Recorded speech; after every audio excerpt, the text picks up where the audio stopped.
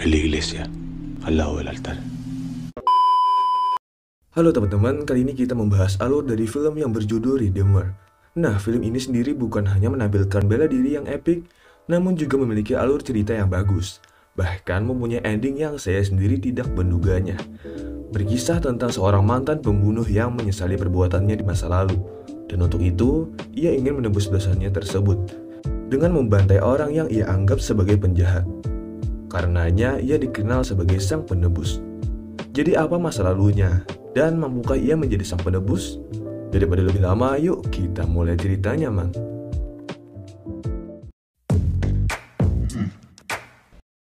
Film dimulai dengan seorang pria yang sedang menyiapkan barang-barangnya, yang bernama Pardo. Ia adalah seorang pria yang taat agama.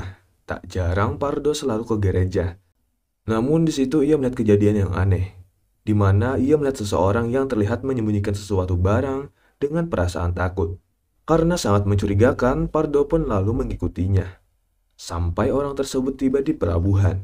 Di situ juga ia dihajar habis-habisan oleh sekelompok orang-orang yang sedang mencari sebuah tas. Walaupun disiksa beberapa kali, pria tersebut tetap mengatakan bahwa ia tidak tahu apa-apa. Kemudian setelah selesai, Pardo membantu mengantarkannya ke rumah pria tersebut. Sesampainya, mereka disambut oleh sang istri yang bernama Antonia dan suaminya yang babak belur tadi bernama Agustin. Mereka juga mempunyai seorang anak yang berpenyakitan. Dan karena mereka tidak memiliki uang lebih, akibatnya sampai sekarang pun ia belum mendapatkan pendonor. Melihat keadaan di rumah semakin berbahaya, ibunya pun lalu menyuruh anaknya pergi ke rumah bibinya. Kemudian Pardo bertanya pada Agus, apa yang ia minta pada Tuhan di gereja sebelumnya.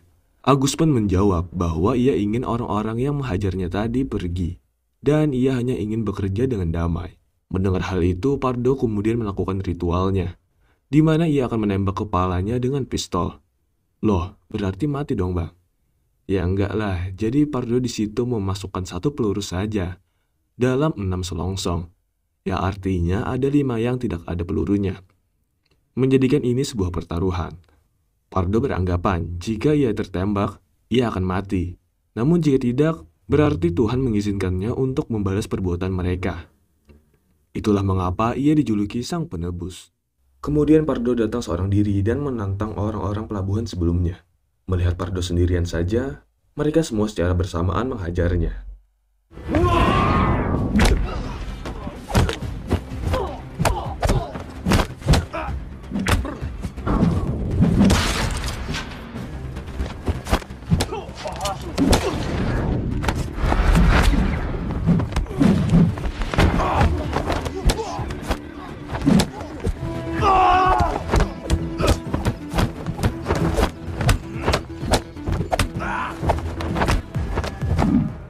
Hanya dari kejauhan saja, Agus sangat ketakutan melihat keganasan dari Pardo, yang tak segan-segan membunuh mereka.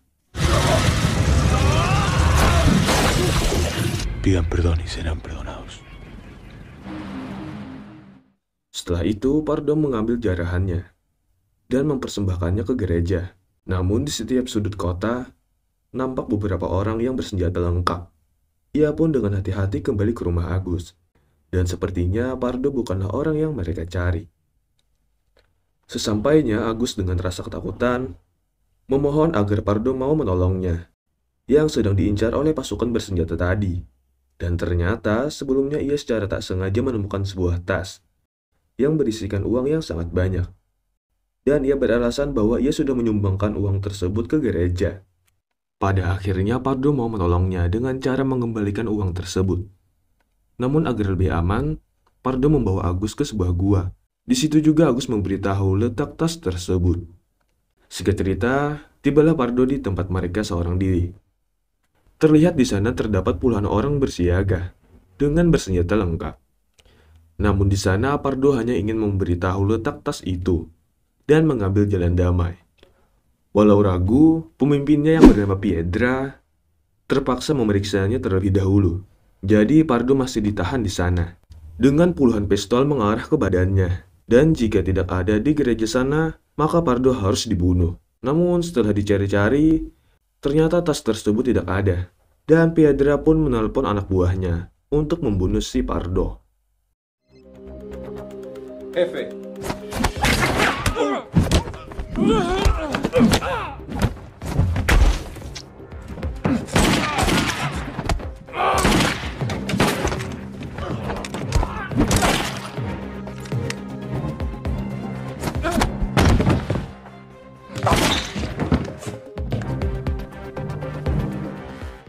Hingga bukannya Pardo yang terbunuh, namun anak buah Piedra sendiri yang telah dibantai.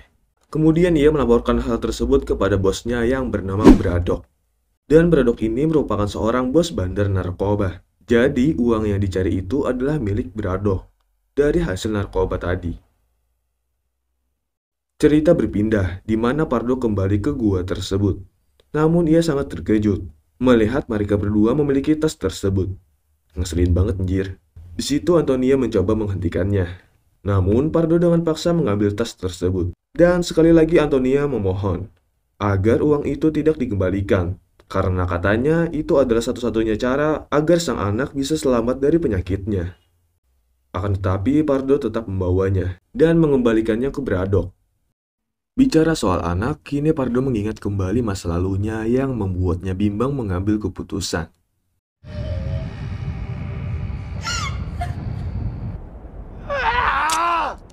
Sampai pada akhirnya ia mengembalikan uangnya kepada Antonia.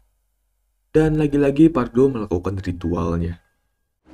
Ve lo que le digo. Si este va aquí, puede llegar a pasarle un cristiano como un paqueque. ¡Para! No te pregunté a ti, a nadie más que a ti.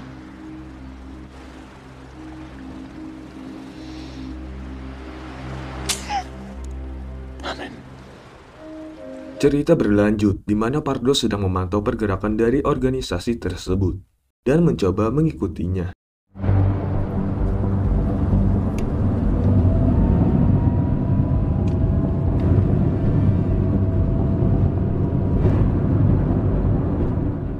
Hingga tibalah di tempat di mana narkoba itu disimpan. Namun tiba-tiba mobil tersebut kembali melaju. Pardo tetap mengikutinya. Namun ternyata itu adalah jebakan. Ia diserang oleh seorang yang cukup tangguh, yang mampu mengimbangi kehebatan Pardo.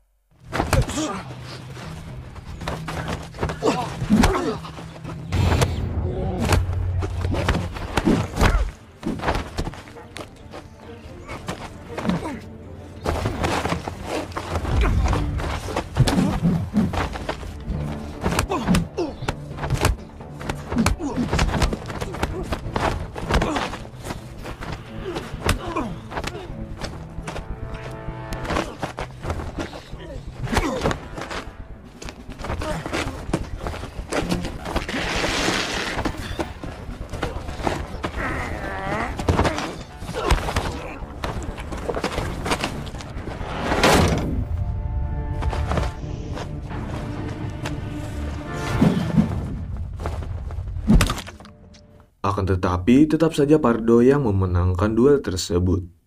Karena terlanjur malam, ia kembali ke gua untuk mengistirahatkan diri. Dan saat itu, Antonia sangat perhatian kepada Pardo.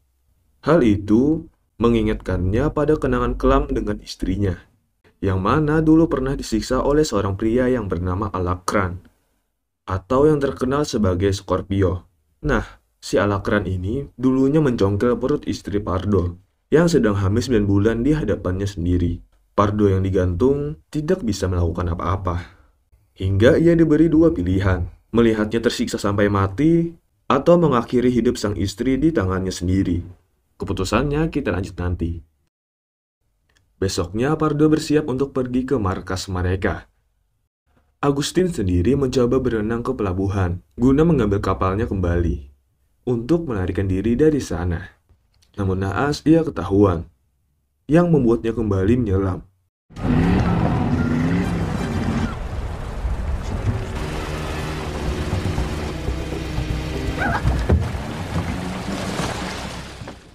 Sampai ia di tepi pantai dan bertemu Alakran. Cerita berlanjut di mana Pardo dengan santuy berjalan menuju markas narkoba tersebut.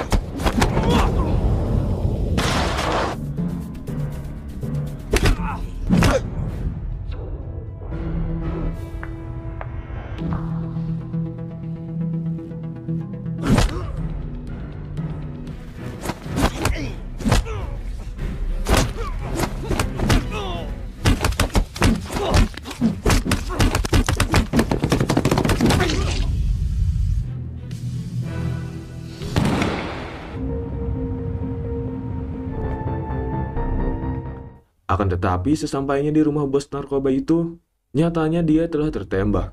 Dan di situ Alacrán memukulnya dengan keras. Pendejo. Hingga masa lalu Pardo pun terjawab. Rupanya waktu dulu Alacrán mempunyai anak yang satu-satunya ia cintai di dunia ini. Pardo yang sebagai pembunuh bayaran mengincar kematian Alacrán. Namun saat pertempuran berlangsung, ia secara tak sengaja menembak anak Alacrán, yang membuat Alacrán sangat marah. Hingga akhirnya ia terbangun, dan melihat mereka juga disandra oleh Alacrán.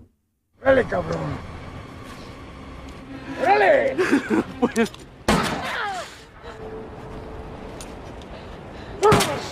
¡Dale! ¡No, lo mato! Sampai ia menyuruh Antonia agar menembak kepalanya. Hal itu mengingatkan Pardo pada istrinya.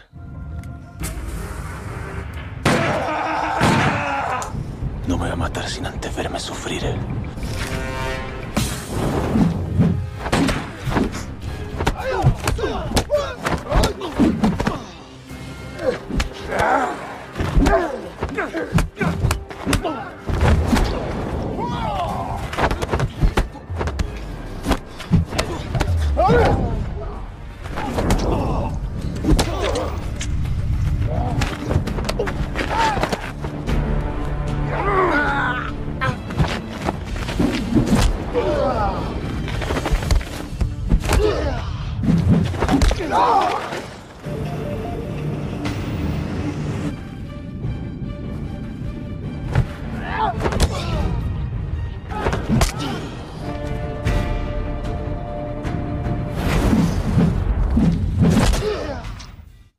Cerita lalu diakhiri dengan kemenangan Pardo. Dan di situ ia tidak membunuh Alacrán. Malah ia menyuruhnya bertobat dan membasmi para penjahat, seperti yang dilakukan Pardo selama ini, agar kelak ia juga akan bertemu dengan anaknya di surga nanti. Jadi menurut kalian apakah Alacrán memang pantas untuk tidak dibunuh? Atau seharusnya Alacrán dibunuh untuk membalas dendamkan istri Pardo? Tulis pendapat kalian di kolom komentar ya teman-teman. Tolong bantu like dan subscribe agar tidak ketinggalan video selanjutnya. Terima kasih dan bye.